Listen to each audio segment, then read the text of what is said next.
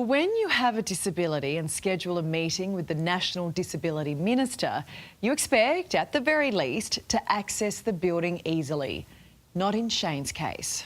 Mark, it's Shane, I'm here, let me in. I'm currently outside of Mark Butler, the Federal Disability Minister's office, and it is not accessible. I also noticed that there is a doorbell here, and it says, "Ring bell for rear delivery and wheelchair access." Obviously, wheelchair access is secondary to the delivery. But guess what?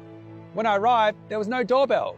I then rolled through the back alley of the building, where they had cork flutes from old campaigns of Mark Butler, and also a ramp with no grab rails. At the top of the ramp was a table with an ashtray. So this poses the question, should ministers around Australia have offices that are accessible, where people with disabilities can come in through the front door?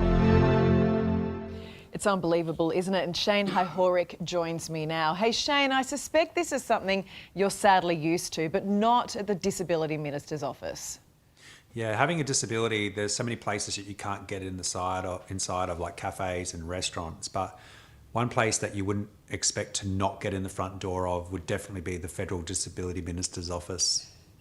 And look, I mean, the video, Shane, you've made it funny, but you're calling out something really serious. It's a very serious subject. You know, when I arrived at his door to go there for my meeting, there was a sign saying, you know, press here for the doorbell, but there was no doorbell. So there's no way to notify that I had arrived there for a meeting. So at that moment, I was just like, you know, this is off to a very terrible start. And this is a bit that got me, because after not being able to ring the doorbell and not going in through the front door, you're then directed past all the office junk to the back entrance. The staff came out and they were a bit embarrassed. So they were taken by a bit of surprise that someone had arrived in a wheelchair. And then they directed me down the laneway to a roller door. And once the roller door opened, I saw a ramp, and the ramp was clearly not a compliant ramp because there was no grab rails. But on the side of the ramp were rubbish bins, cork flutes with Mark Butler's face on it. And then halfway up the ramp is a table with an ashtray. And so people obviously go outside to have their smokes.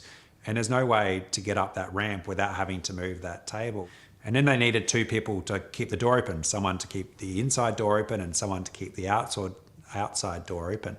But one thing that it became clear to me is that the doorway wasn't very wide. So if you're in a large power wheelchair, you would actually really struggle to come inside there. I'm listening to you talk and I'm like, I can't actually believe what I'm hearing, and I'm so sorry. And I just think, like, where is the dignity in any of this?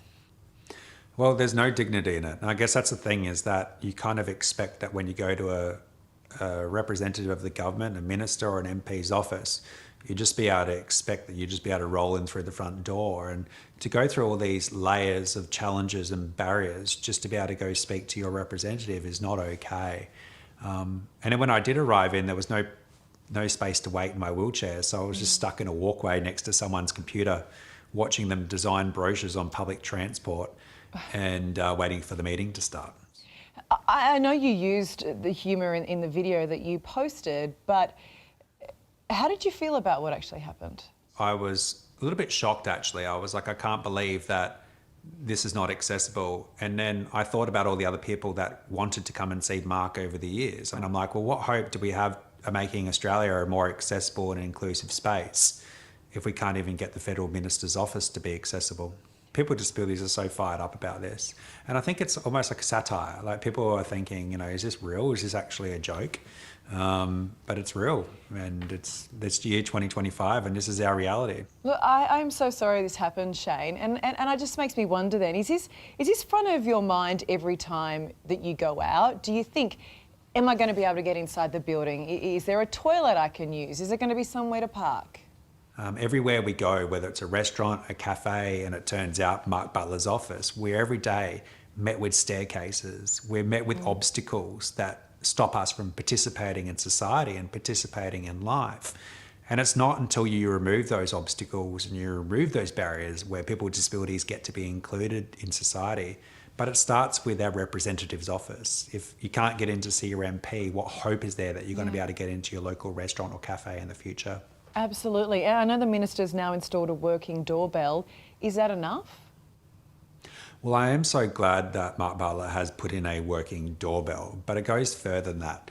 If people need to ring a doorbell or call a phone and then get assistance into a building, then as far as I'm concerned, that's not accessible. And I think people that watch the video, they're laughing and crying. They're laughing because it's funny, but they're crying because this is the reality of our life. This is the reality of 2025. As blunt as that, couldn't agree more. It is not good enough, and can I just say good on you for calling it out. Thanks so much for coming on. No, thank you for having me. And shockingly, we were told that the access passes parliamentary standards. The minister, though, did tell us it is not good enough and he's looking for a new office.